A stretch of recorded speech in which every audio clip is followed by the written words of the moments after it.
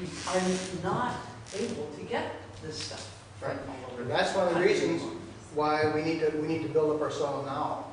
Because, you know, when I can't get green sand from New Jersey, I'm going to have to use something else. So then I'll go to the more expensive kelp, which comes from coastal Washington. Okay? Or, go ahead. Yeah, a few years ago, I went out to Calvin Gravel and picked up some of the silt that's underneath their crusher. They use water as a process. Yeah, right.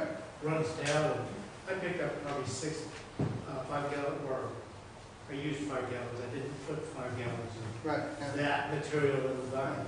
Pretty heavy stuff. Yeah. Yeah. Steve Solomon, in that Really same is, vein, Steve Solomon says, go to a rock quarry and take some of the fines. You know, the fines are when you get a load of gravel, you got the fine, which is the dirt that makes the gravel pack down so nice in the driveway. If you can get the fines, just take that. That's got all kinds of minerals, and it helps your soil structure too. Right. Maybe I missed it, but what do you call organic compost? What's it made of? Oh, that stuff, it's got, it's actually, I made that up a couple days ago, and it's got soybean meal, steam ball meal, langbeinite or sulfo mag, it's got green sand, it's got ag lime, it's got dolomite lime, it's got gypsum, and it also has some glacier dust. And Oh. that recipe is basically what in Steve Solomon. Yeah, and what I've done is I modified Okay. Oh, that's the recipe there, okay. Right, because what Solomon did is he said, this is what you need, and he's got 4 parts of this, half part of this, whatever, Yeah. and then you can use it in any quantity. So what I did, so I could just use poundage, is I just, you know, did my calculations, I weighted how much, you know, is a 5-gallon bucket and all this other stuff. And so I modified it, so my calculation is just based on weight. That's what you gotta hear. Yeah, right. You till that in? Yeah, you can throw it in, like for instance, I mark it, like my potato rows, I mark it, the straight line, and I go through with my hoe, and I just dig the furrow, and I drop my drops down, and I go on my hands and knees, and I just, you know, put it in, and it gets worked in. Or you can use it to mark your rows, like say for your beets. You got your earthway seeder, you just go right down the row, and it just works it right in. You can band it on the side, you can just put it on the top of the soil, it'll get worked in. What I do for our apple trees is I take a whole bunch and I put it around the drip line, and it works in, it works great. There's another supplement, I think it's called Azulite. Azumite, yeah, for A to Z, yeah. There's a lot more growers starting to use it, and it's Right. real high in some of the trace Yeah. minerals. Now there's a real good, you know, Fedco is really good about soil amendments, stuff like that. So is Johnny's and Peaceful Valley. You can go to their website and look at their catalog, or you can get one of their catalog, and you can just read up on all this stuff. It's got tons of good info. And then they also talk about cover crops and which cover crops, you know, they got soil builder mixes and mustard mix and all this other stuff. Which reminds me, another thing that I do is when you think doing cover crops, think about the bees.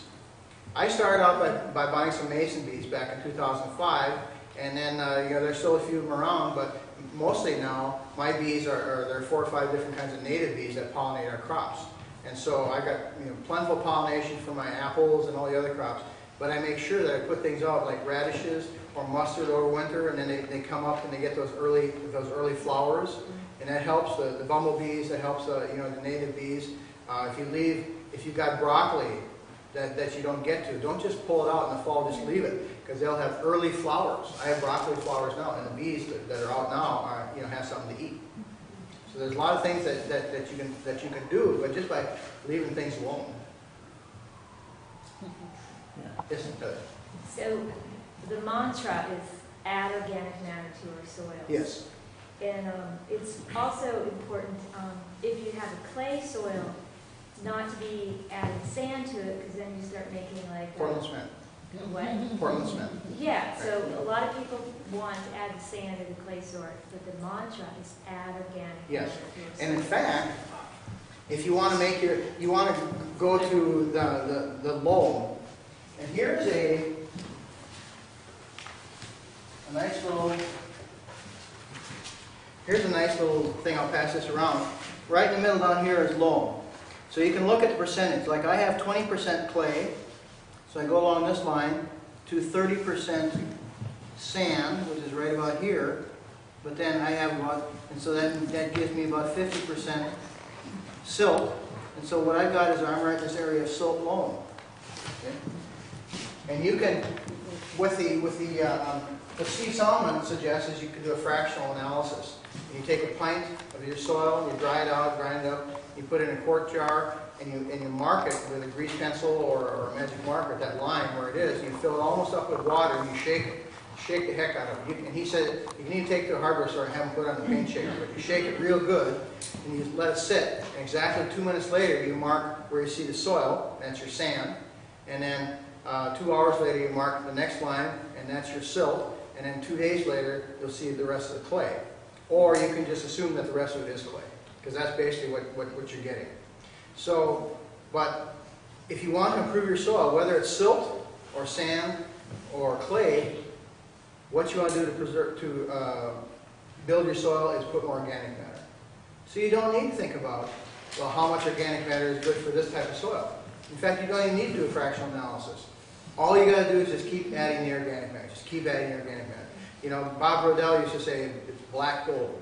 And Sir Albert Howard, in his work in India, they had, they even dug pits and they put the compost in there and they're growing stuff below the ground level because it was better in a hot climate, things like that. There was more shade and it was cooler for growing crops.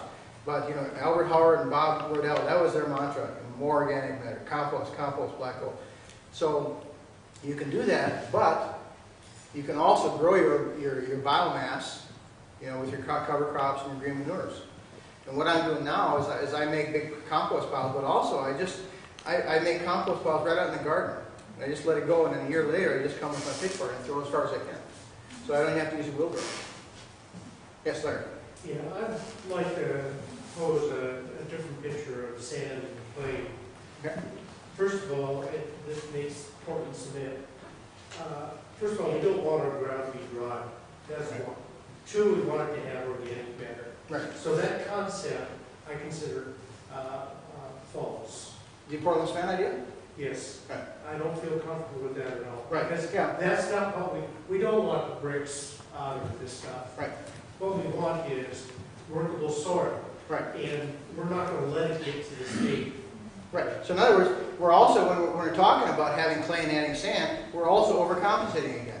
Yeah. See? So if we go to balance all the time, and your compost is already balanced.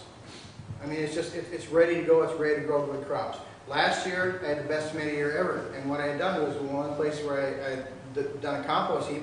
I moved the whole compost heap, but yet the soil under the compost heap was real rich, and the best tomato crop ever.